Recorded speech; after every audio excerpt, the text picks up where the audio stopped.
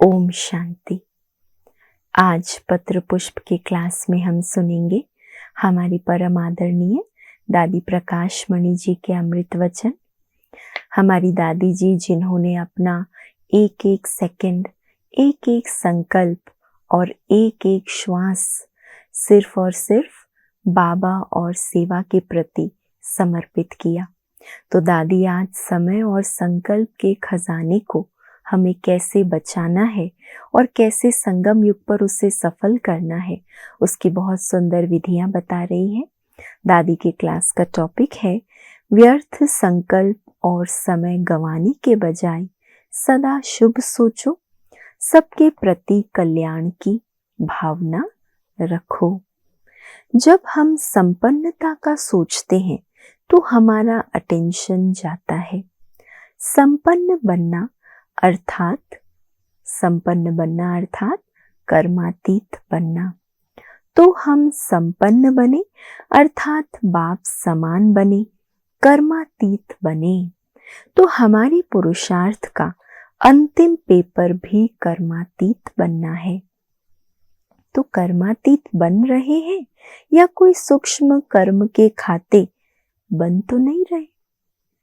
कर्मों के खातों का हिसाब किताब चुकतो कर कर्मातीत बन रहे हैं या कोई खाते अभी भी बना रहे हैं? दादी कहती है चेक करो। अगर संकल्प व्यर्थ जाते हैं तो क्या वह व्यर्थ संकल्प हमें कर्मातीत बनने देगा? व्यर्थ संकल्प से समय भी व्यर्थ, संकल्प श्वास भी व्यर्थ और शक्ति भी व्यर्थ होती है। तो कर्मातीत कैसे बनेंगे? व्यर्थ संकल्प से व्यर्थ समय, श्वास, संकल्प सब व्यर्थ जाएगा, शक्तियां व्यर्थ जाएगी। तो कर्मातीत कैसे बनेंगे? तो ध्यान रखना है कि हमारी दिनचर्या में किसी प्रकार का भी स्वयं के प्रति अथवा दूसरों के प्रति व्यर्थ संकल्प ना चले। ना खुद के ऊपर ना दूसरों के ऊपर कोई व्यर्थ संकल्प ना चले। हम आए हैं स्वयं की गति सदगति करने, तो हमारा दूसरों के पीछे समय क्यों वेस्ट हो? हम बाबा के क्यों बने? स्व परिवर्तन के लिए बने ना। तो दादी कहती है औरों के प्रति व्यर्थ संकल्प चलाकर हम अपनी समय शक्ति को व्यर्थ क्यों गंवाते हैं? इसीलिए न श्वास व्यर्थ करो, न समय और न संकल्प। बाबा ने हम सबको टाइटल दिया है सर्व के शुभ चिंतक। तो सबके प्रति शुभ भावना रखो, शुभ सोचो, कल्याण की भावना रखो। अगर कारणे अकारणे कोई भी कुछ करता है, उसके लिए भी हमारा संकल्प चलता है, तो उसमें भी हमारी एनर्जी वेस्ट जाती है ना। तो अपने आप को इतना गहराई से इसके लिए हमें चेक करना पड़ता है, क्योंकि संगठन में है, बेहद का परिवार है, तो सबका पार्ट तो सामने दिखाई देगा।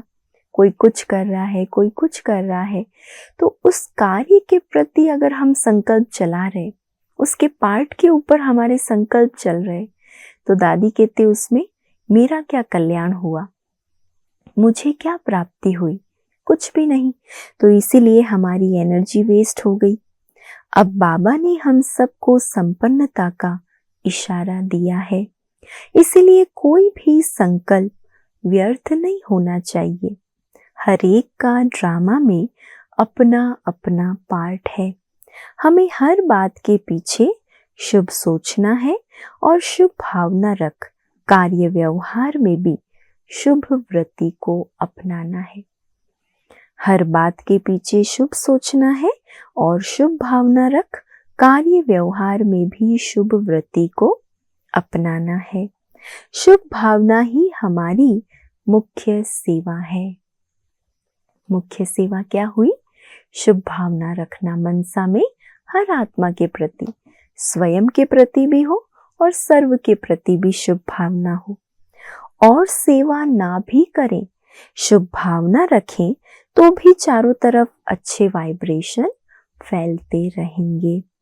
हर एक को शुभ भावना, शुभकामना देना अर्थात सूक्ष्म दुआएं देना, जिसको बाबा ने कहा है दुआ देना अर्थात दाता बनना। तो हमें दाता बनकर दुआएं देनी है और लेनी है।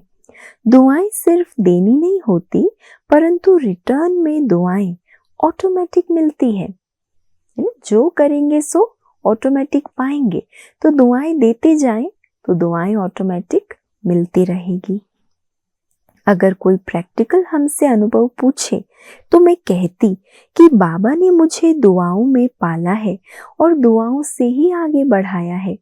हमें सबकी दुआएं मिलती है। इससे बड़ा और क्या वरदान है। दुआएं ही वरदान है। उन दुआओं का आधार है सदा सर्व के लिए शुभ सोचना। और शुभ सोचने वाले में मैं नहीं रहती। जो भी आत्मा शुभ सोचने वाली है, शुभ वृत्ति वाली है, उसके अंदर मैं का भान, मैंपन नहीं रहता। आप सदा पहले आप।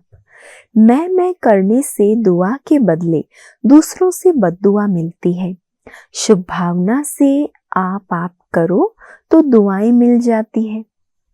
शुभ भावना रखकर क्या करो, पहले आप प्यार से दिल से करो तो सबकी दुआएं मिलेगी। हम दाता के बच्चे हैं, हमें देना है ना कि लेना है। सब देना सीखो, देने में स्वतः मिल जाता है, माना लेना होता है। बाबा ने हमें मंत्र दिया है, निराकारी निर्विकारी निरहंकारी बनो। महामंत्र क्या है? निराकारी, निर्विकारी और निरहंकारी बनो। यही अंतिम महावाक्य याद रखो तो संपन्न बन विजय माला के रतन बन जाएंगे। हमें बाबा के गले का विजयी रतन बनना है। इसीलिए संपन्नता माना विद ऑनर्स पास होना अर्थात कर्मातीत बनना। तो मैं मन वचन कर्म से, दृष्टि वृत्ति से बाप के समान कल्याणकारी हूँ। दादी कहती पूछो अपने बाप से, मैं मन वचन कर्म दृष्टि वृत्ति से बाप समान कल्याणकारी हूँ। हमारे सामने साकार बाबा एग्जाम्पल है।